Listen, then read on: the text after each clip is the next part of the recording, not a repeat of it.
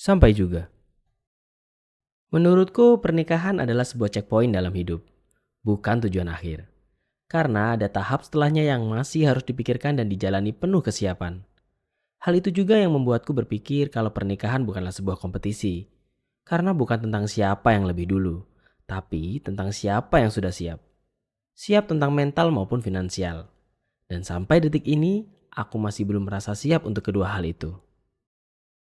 Kesadaran diri itu bahkan sempat membawaku dalam ketakutan yang ekstrim.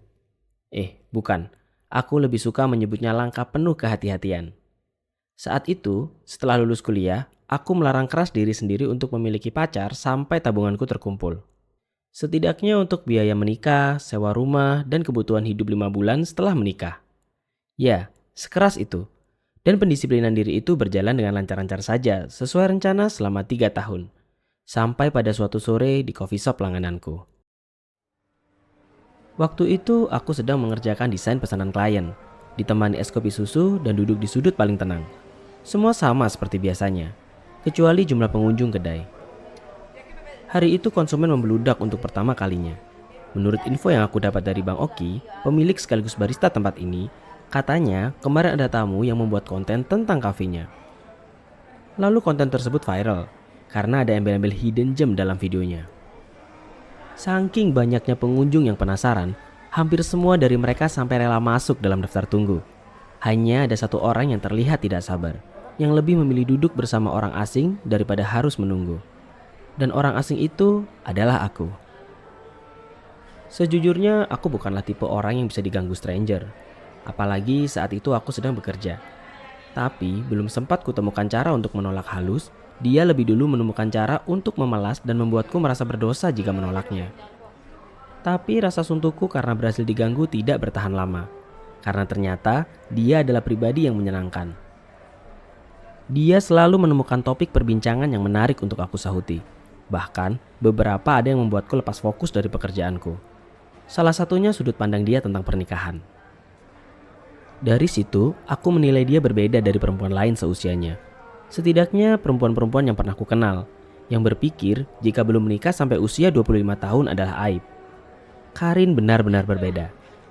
Iya, orang yang tidak sabaran itu bernama Karin. Singkat cerita, 2 minggu dari pertemuan itu kami resmi berpacaran. Sebenarnya banyak hal dari Karin yang membuatku melupakan janji pada diriku sendiri. Tapi tidak bisa dipungkiri bahwa pandangan dia tentang pernikahanlah yang menjadi faktor terkuat. Karena hal itu bisa menghapus ketakutanku seketika. Aku jadi tidak perlu lagi mempunyai tabungan yang banyak untuk berani memulai sebuah hubungan. Karena syarat itu aku buat setelah tahu bahwa mayoritas perempuan sepantaranku orientasi berhubungannya ke arah pernikahan. Jadi, saat aku memutuskan untuk memiliki pacar, aku harus sudah dalam kondisi siap diajak menikah. Sedangkan Karin tidak berorientasi seperti itu, yang pada akhirnya membuat syarat itu jadi tidak berlaku lagi. Setidaknya sampai saat ini, 4 tahun kemudian. Pagi ini aku ada janji dengan Karin untuk memasak resep ayam kecap yang dia dapat dari FYP TikToknya. Akhir pekan memang sudah menjadi jadwal kami untuk quality time. Mengikuti jadwal dia yang dari Senin sampai Jumat kerja kantoran. Semua bahan kecuali ayam sudah aku siapkan di dapur kosku. Tinggal menunggu Karin datang bersama ayam yang jadi bagiannya.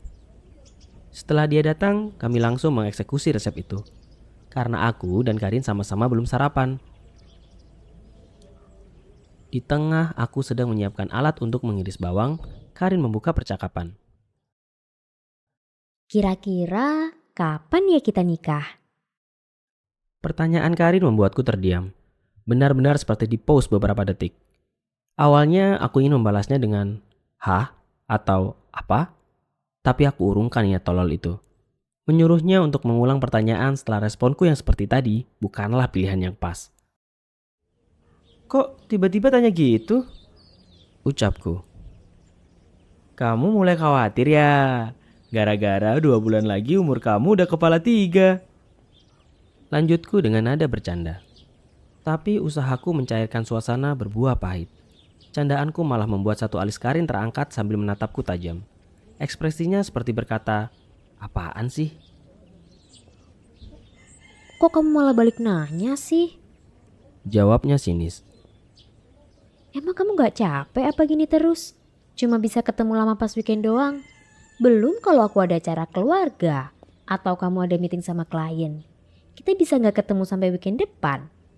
Aku pingin kita serumah biar bisa lebih sering ketemu. Lanjutnya panjang. Ucapannya membuatku mematung untuk beberapa saat. Iya sih, jujur aku juga capek. Tapi kalau emang kamu mau serumah, kan kita bisa tinggal bareng aja di kosku. Nggak perlu nikah segala. Teman kamu si Rani juga gitu kan sama pacarnya? Udah banyak juga kok yang kayak gitu.